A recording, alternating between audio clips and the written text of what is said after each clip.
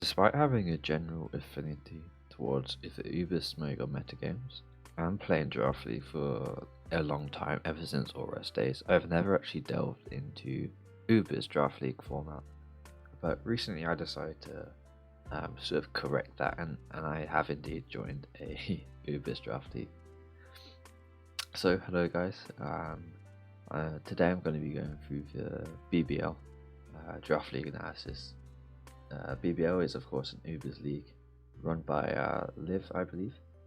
So thanks to Liv and all of the mod team for letting me in and stuff like that. Yeah, so it's, as I said, my first Uber's league. It's BBL, I think, is probably the biggest Uber's league out there, at least that I know of.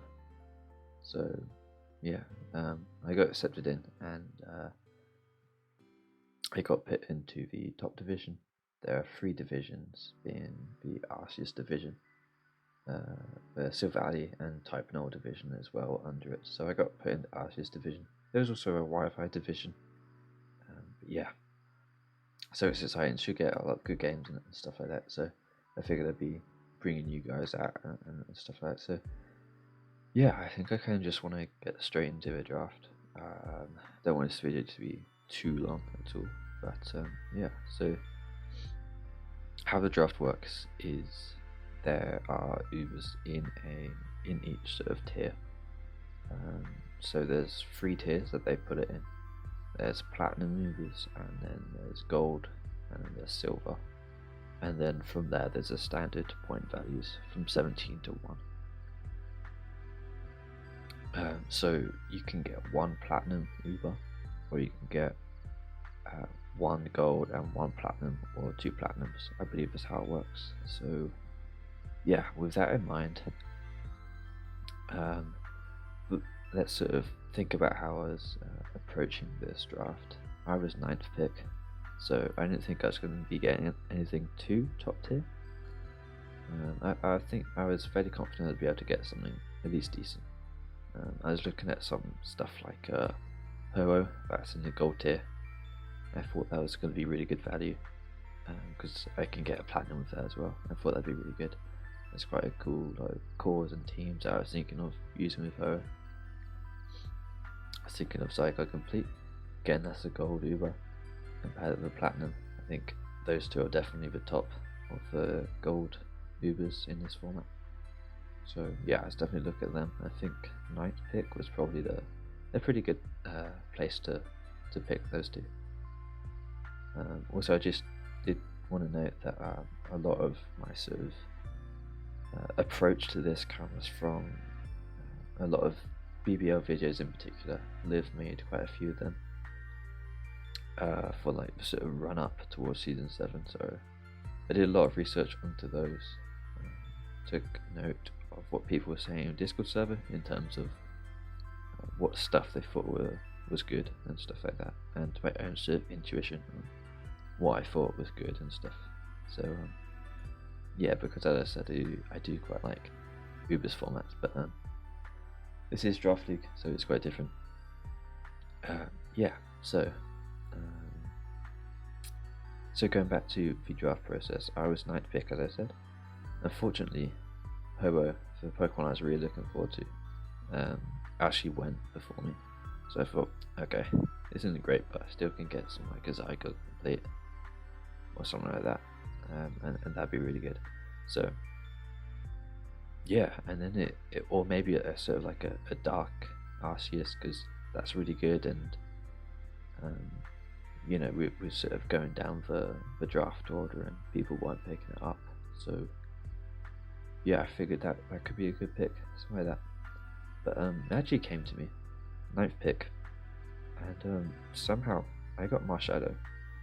Now, in many people's opinions, at least from what I've seen, and as I said, the BBL videos that I've watched from Liv, many people consider this to be a top 5 Uber in this format, and I can definitely understand why.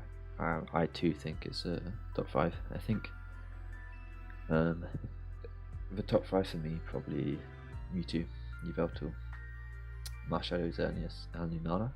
I think those are just a little bit higher than some of the other Ubers in terms of viability, for me at least. Again, I haven't sort of experienced Ubers, so I could be completely wrong, but that's what I think, my own intuition and from what other people said. So yeah, so I was really happy I was able to get Marshadow at 9th pick. I was very surprised about that, but it's a welcome surprise for sure. I think it was a great one. Its stats, I think its base stat total is only like 600, and it's but what makes it really good is its typing. Basically, Ghost Fighting is unresisted, I believe. Like your stab is going to be neutral against it. Is what I'm trying to say. Much like Megalop. So yeah, it's amazing, fantastic typing in terms of that, offensive typing. Good attack with base 120 or base 125, and 125 speed. And not amazing bulk, but it's decent. It's not horrendous. So yeah, this Pokemon is really good. I don't think I need to go too much into detail on what this Pokemon is and why it's good, but because I imagine a lot of people watching this already know. But yeah, Spectral Thief is a really good move. Poltergeist as well, they got this generation. It's really good because you can pick up some nice 2-hit carries versus stuff like Peck, some really bulky Pokemon like that, which really helps out. Shadow Sneak with Technician is really nice as well, and has some nice coverage options, Rock Tomb, Ice Punch, stuff like that. So yeah, bulk up as well. It's just a really nice Pokemon. So yeah, I was really happy I was able to get it at 9th pick, because it kind of opens up what I can get with it. Because in theory I can get something even better with this than I would if, say, I got it in an earlier round, if that makes sense. So in terms of how I wanted to approach this draft with a Marshadow, definitely wanted bulky pivots, or just pivots in general. I feel like getting this thing on a full turn, U-turn, stuff like that would be really, really good.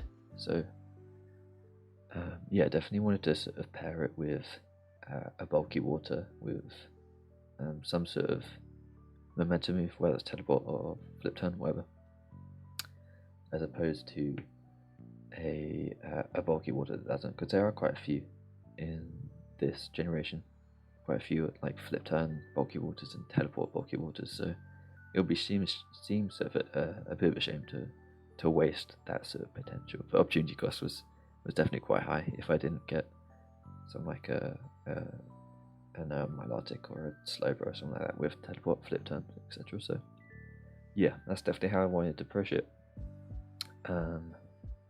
Basically, so really focusing on that flip turn, on that volt turn, sorry, and momentum moves to try and get my shadow in. I thought that was a really good way to approach this. So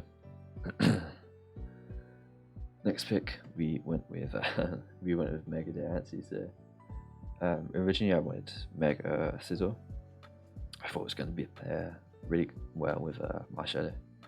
It's a really good answer to fairy types, and yeah, obviously Marshadow kind of struggles a bit with fairy types. In particular, it's a great answer to things like Xerneas and stuff, which is arguably its biggest answer. But yeah, we went for Mega Yanti because Mega Scizor actually got taken. It was a bit when Mega Scizor did get taken, I was a bit unsure what to go with. But I remember Barigo actually suggested me. He's won like 2 seasons, I believe. He won it last season at least with actually Marshadow, and it was he used a Marshadow plus a offensive fairy Mega. So yeah, he suggested this, and yeah, he said the combination of a nice offensive fairy Mega with Marshadow was great, and yeah, I have to agree with him. And I think why I went with Megadeth over other offensive fairies like Megguard, Megamore, is one, I prefer it a bit more to those, and 2, Baton Pass. It gets Baton Pass this generation, so I can bring it up in on Steels, come in on Megadeth, and I can just Baton Pass out into my Marshadow, and I can just click a button and go from there. So again, sort of those really momentum based moves, really important to this draft. So yeah, Megadeth and Marshadow, really good pairing together, I think. I sort of loved the way they worked together. The more I looked at them, the more I really did like it. So yeah, I think we can move on to the next pick. Just grab some water.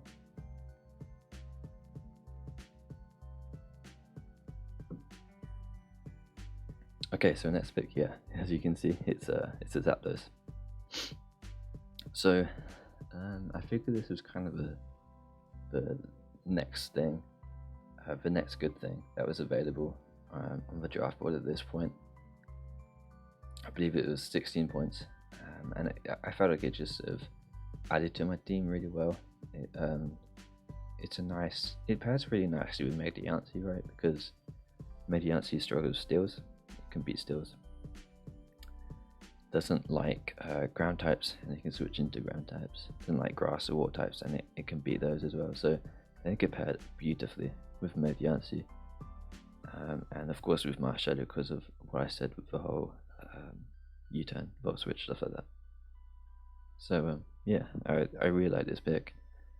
Zapdos is a mon that I've been wanting to use ever since it got Hurricane this generation. So yeah, I think it's really good.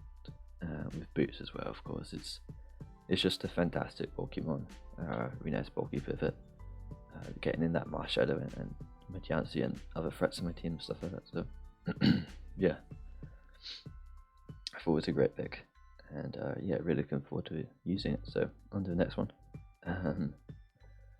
Yeah, so here we got Slowking here, and as I was saying with the whole sort of bulky waters with momentum moves, Slowking does exactly that with teleport, right? So and we're seeing this being used really quite a lot in the Smogon Mega game in OU. It is, I believe it's S rank at this point, and you know, technically by that definition it is a top 3 Pokemon in the format, which is crazy. That's of course OU, but and draft is very different, but it still definitely crosses over, I think. And yeah, Slowking, while not as good as Slowbro in draft in many situations, I think it's still really good Pokemon, and fit this draft pretty well. Future Sight was also a really nice tool with this Pokemon, I think. Something like a Scarfed or even a Spell Tag Marshadow could potentially really appreciate it. Future Sight support from this thing if I'm going against a much more bulky team. And even Megadeth, because if they switch into poison types and stuff like that, say for example I don't know, a Vileplume, just the first sort of poison type that could switch into Megadeth, or even a Toxapex, yeah, that's a good example. Future Sight can really help with that as well, so I thought it's fantastic in that regard. It can even help out versus offensive Zapdos with Hurricane spam and stuff like that. Ground types don't want to take the or ground types or rock types don't want to take the Hurricane plus a Future Sight. So I think this was again a really good Pokemon for this draft. It's a nice and battle bulk. It's another ground type switching. So while I wasn't particularly weak to Edgequake and stuff like that, but Slowking does sort of aid in that a little bit, because Zapdos, of course, while it can switch into ground type attacks, it doesn't really like rock type attacks, which often are carried by those ground types, so it helps a little bit there. But yeah, the main reason, a nice bulky water and teleport, so momentum. That's the main reason I got this. So yeah, moving on, we take Goodreads. So the thing is this, it'll make a bit more sense if you kind of look at my team after, because this is actually a Pokemon that I got straight after the draft, in the grace period. So yeah, it'll kind of make a bit more sense if you see my draft as a whole. But basically, it provides my team with a fire resist, outside of Slowking, which I thought was really important. Provides me with a quite nice speed tier, which I was really sort of in the need of. 80 is a pretty important speed tier, I think, to an extent, around that sort of range. So yeah, it can also be quite effective Joy Scarfer, which is nice. And yeah, I definitely do like this Pokemon quite a lot, especially for its point value. I think it was like 11 points, something like that. It's really quite versatile. As I said, Scarf, Specs, Choice Band, you can go with Curse Sets or stuff like that. So it's really quite effective Pokemon. There's a lot it can do, and yeah, I think it was a great pick. But again, it will kind of make a bit more sense after a draft. So yeah, I think we can kind of just move on to the next pick. So yeah, next one is Zarude. So I think this thing is fairly underrated by a lot of draft league players. I think it's really quite good. It has really solid stats, and while it is 4 times weak to bug, I don't think it hurts it too much because you're not really keeping your dark type or your grass type in versus a U-turn anyway. So I think it's fine personally. But yeah, I felt this Pokemon fit really well on my team. Nice Choice Scarf user. With U-turn, it can be a really good, effective Choice Scarf user. And as I said, just more U-turn is great for this team. So yeah, I did sort of lack a bit of a solid Choice Scarf user, and Zarude does very much fill their gap. I think provides me with a nice dark type, which in a format run by ghosts and psychics, more so psychics, there's a lot of the top tier Ubers are psychic types, things like Mewtwo, Mega Mewtwo's, Lulana, stuff like that. So having a really good dark type was going to be really important for an Ubers draft, I thought. So yeah, has a really nice coverage actually, has rock moves like Rock Slide and close combat for steel type, so I think it's really good. But yeah, main reason I got this is a dark type, U-turn, Solid Choice Scarf, a good speed tier for my team, because it goes from Marshadow, Mega Yancy, Zarude, and then down to Zapdos. So those are some really solid speed tiers right there, and I'm really quite happy with those. So yeah, I think this is a really quite underrated Pokemon, as I said, but yeah, I'm looking forward to using it. So of course, there are other sets. I just have those Choice Scarf I forgot to mention, but of course, bulk up sets, Jungle Healing, nice sort of pivot sets with U-turn, as I said, and Choice Band sets I have seen before. I think they can be quite effective as well. And yeah, it sort of just pressures those fairies, which is really nice for Marshadow. Or Marshadow can pressure the fairies for Zarude even to clean in the late game, which I think can be equally as effective. Appreciate future sight support, I think, in a lot of scenarios from Slowking. E.g., you have a Zarude, you go for Power Whip as they go Sylveon, but if you have a future sight up, then you'll be able to Akio that, for example. I think that could be really effective there. So yeah, I think this was a really good pick for me. But, yeah, moving on. Next pick, I get Metagross. This is a solid steel type, obviously, and a stealth Rosetta. As I said, one of the main sort of answers to the Marshadow is Xerneas, or one of the biggest ones rather.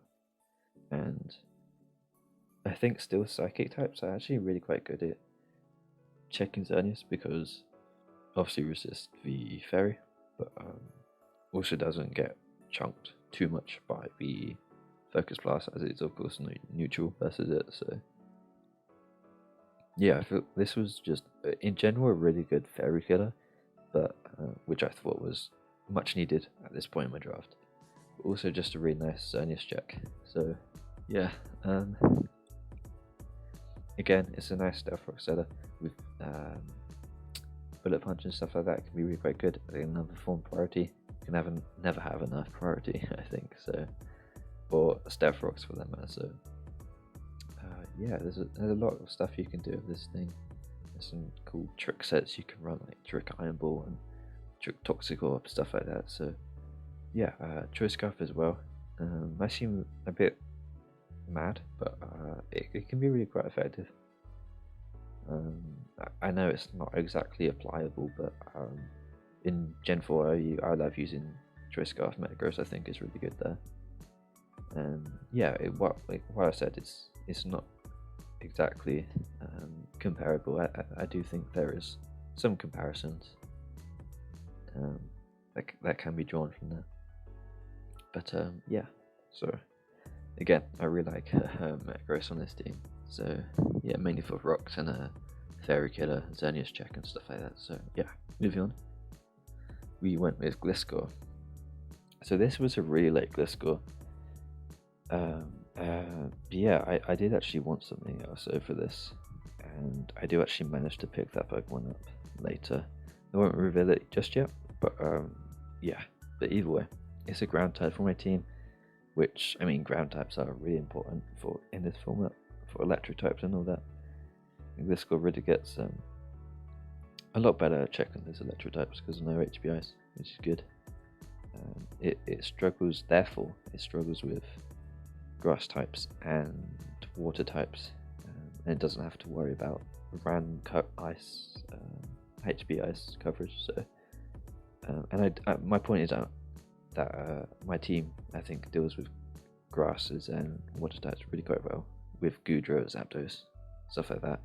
Even Slowking can check quite a lot of the water types as well. So I had really nice support. It's another Stealth Rocker, which I thought was really nice, and once again, it's another U-turner. And another nice, really bulky pivot for my team, which, as I keep on saying, was a real big focus for my team. So, yeah, again, it's another ground check. A lot better one than, I think, a lot better than Zapdos and Slowking. So that's really nice. Things like yeah, things like a Lando T or something are a little bit less good versus my team now because of this. So yeah, I'm not going to go too much more into depth because I do trade it away fairly early, but that is the reason why I picked it up. So yeah, next Pokemon, we get a nice Clefairy here. I believe this was 2 points, which was pretty cheap for Clefairy, all things considered. And yeah, this is just a nice secondary fairy. There's nothing really too much to it other than that. Sets up rocks, can even get teleport. I'm not sure how much I run teleport on this, just because I feel like it can be really quite passive. Because you have to run Moonblast, Wish, Teleport, Protect. And I feel like that can be really quite passive, which wouldn't be best in this sort of offensive Ubers format. But yeah, it's an option. But yeah, this is mainly just for random things like many dragons, I think, that have coverage for Metagross. So things like Hydreigon and Dragapult, it's a decent check to those to an extent. So yeah, again, not really too much to it, but that is the reason why I got Clefairy. So moving on. Again, won't go too in depth in this one because I do trade it away fairly early. But yeah, I do pick up Morwell. This is only for one specific matchup who I don't even play. So yeah, it was actually, there's no point in hiding it. It was for Liv's Weavile, but not only do I not play Liv this season, I don't actually.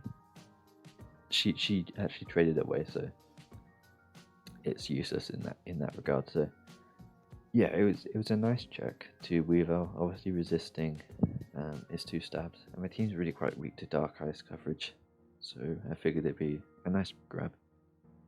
She did pair at the time. She did pair Weavile with Gothitelle, and yeah, that was a real big nuisance for me, I think, because if I wanted to go with like a bulky fighting type, something like another Hairy Armor or Throw, something like that, the sort of check to Weavile, then Gothitelle can just trap, or potentially if I want to go Monferno, or Pignite as a check, or even Combunskin as a check to Weavile, they can just trap it. And while Morwell isn't free from getting trapped by it, it does have Baton Pass this generation, or I'm not sure if it got it just this generation or what, but yeah, it gets baton pass, so it can sort of get out of shadow tag, which could be nice. So yeah, again, I do trade it away. So moving on, here we get Rosetta, and it's just a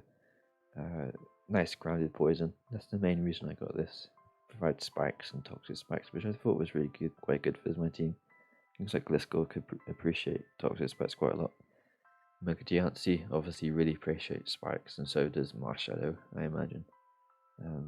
And even to an extent Zapdos, I think. Some sort of like sub sets with Zapdos can really appreciate toxic spikes, or like a really offensive set with Hurricane, U-turn, stuff like that can really help down wear down the ground types, rock types, stuff like that. So yeah, there's not really too much to it now, other than a nice grounded poison and and spikes, toxic spikes there. So yeah, that's pretty much it for Rosetta. So that is the team. It's a decent team. I think it's not awful. It's definitely a lot bulkier than I anticipated it to be honest. And while I don't think that's ideal for an Ubers format, because it is just that much more offensive, I think. I think it's still pretty good. Like, I feel fairly confident in drafting format in general with a bit bulkier teams as opposed to Arfans. So yeah, for that reason, I sort of went with what I'm at least familiar with, and went from there to try and get into and make my way into a new sub format of Draft League. I figured that'd be quite a good idea. So yeah, I'm quite happy with this team. As I said, I do make some trades, and it does actually get a little bit less bulky, and fairly offensive, but still sort of keeping that core bulk and core bulky pivots and stuff like that. So yeah, but in general, I was pretty happy with this team. I think it was, as I said, it could be a lot better, but it's not bad at all. I believe Liv did a sort of power rankings, and I was sort of 11th, something like that. And yeah, I think maybe this team is a little bit higher than that compared to a lot of the other drafts, but it is all just preference. So yeah, I don't think there's anything else to say apart from the fact that I'm really looking forward to the season. At this point of recording, I've played my week 1 game, and I'll be recording that in the next few days, I think. I'm uploading it soon after. But yeah, so far I've been really enjoying it. It's a ton of fun. It's a nice sort of fresh experience to Draft League, which I definitely wanted. So yeah, I'm really looking forward to the season, and fingers crossed it goes well. So yeah, I think I'm just going to end it there. I'm always really sort of bad at ending these sort of videos, but thanks for watching, I guess, and let me know what you think of the team, and see you later.